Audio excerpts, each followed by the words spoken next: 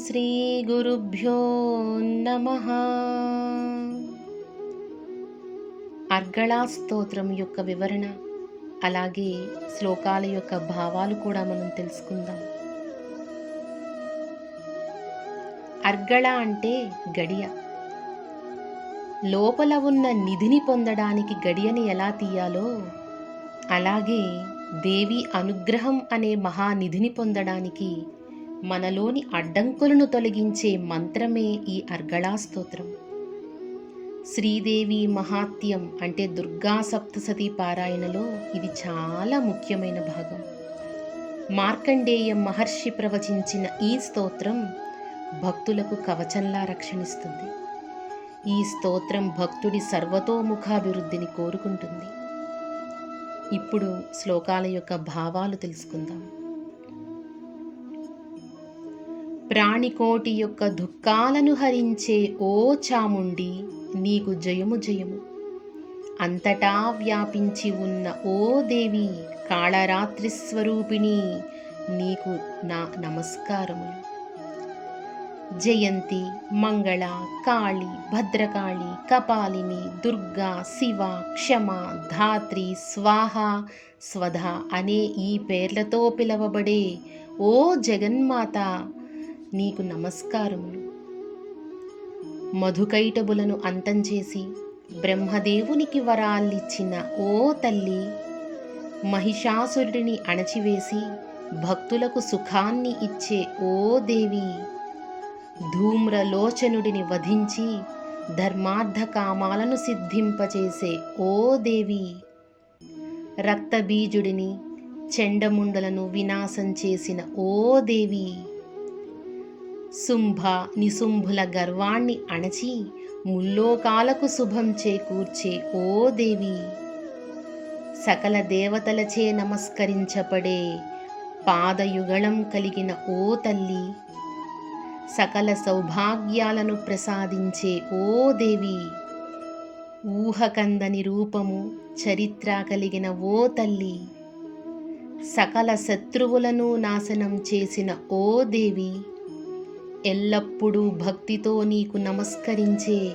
వారి పాపాలను హరించే ఓ అపర్ణాదేవి, భక్తితో నిన్ను స్తుతించే భక్తుల వ్యాధులను అంటే శారీరక మరియు మానసిక బాధలను రూపుమాపే ఓ చండికామాత, జీవితమనే యుద్ధంలో నిరంతరం మాకు విజయాన్ని చేకూర్చే ఓ జయంతి, మా పాపాలను నశింపచేసే తల్లి, ఓ దేవి, నాకు లౌకికమైన సౌభాగ్యాన్ని, శారీరకమైన ఆరోగ్యాన్ని మరియు పారలౌకికమైన పరమసుఖాన్ని ప్రసాదించు తల్లి.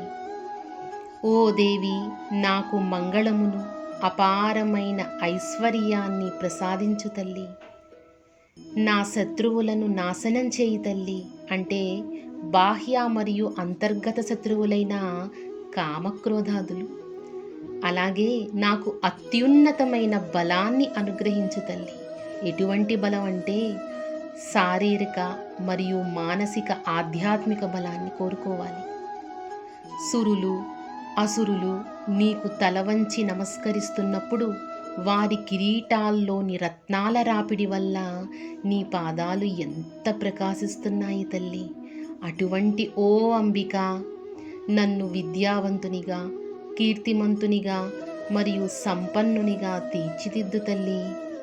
భయంకరమైన బాహుబలం కలిగిన రాక్షసుల గర్వాన్ని అణచివేసిన ఓ ప్రచండ శక్తి, నీకు నమస్కారములు. భయంకరమైన రాక్షసుల గర్వాన్ని అణచివేసిన ఓ చండికాదేవి, నీకు ప్రణమిల్లుతున్న నాకు దివ్య రూపమును, విజయమును, కీర్తిని ప్రసాదించు. 4 భుజాలు కలిగిన ఓ తల్లి, 4 ముఖాలు కలిగిన బ్రహ్మదేవునిచే నిరంతరం స్తుతింపబడే ఓ పరమేశ్వరి, నీకు నమస్కారము. శ్రీకృష్ణునిచే ఎల్లప్పుడూ అత్యంత భక్తితో కీర్తింపబడే ఓ అంబిక, నీకు నమస్కారములు తల్లి. హిమవంతుని పుత్రిక అయిన పార్వతికి నాథుడైన ఆ పరమశివునిచే స్తుతింపబడే ఓ పరమేశ్వరి, నీకు నమస్కారములు. ఇంద్రాణి భర్త అయిన దేవేంద్రునిచే సద్భావముతో పూజింపబడే ఓ పరమేశ్వరి, నీకు నమస్కారములు. భక్తుల హృదయాల్లో గొప్పదైన ఆనందాన్ని ఉదయింపచేసే ఓ అంబిక, ఓ దేవి, నా మనస్సుకు నచ్చే, నా మనోభావాలను అనుసరించి నడుచుకునే ఉత్తమమైన భార్యను ప్రసాదించు. అంటే ఇది గృహస్థాశ్రమంలో శాంతిని, సఖ్యతను కోరుకునే ఒక ప్రార్థన. దాటడానికి సాధ్యం కాని ఈ భయంకరమైన సంసార సముద్రాన్ని దాటించే ఓ తారిణి, హిమవంతుని పుత్రిక, నాకు దివ్య రూపాన్ని, విజయాన్ని ప్రసాదించు తల్లి. అలాగే కీర్తిని ప్రసాదించు తల్లి. అంతర్గత శత్రువులను కూడా సంహరించు తల్లి. ఎవరైతే ఈ అర్గళా స్తోత్రాన్ని పఠిస్తారో వారు దేవి అనుగ్రహంతో సామాన్యులకు లభించని అత్యంత దుర్లభమైన వరాలను పొందుతారు.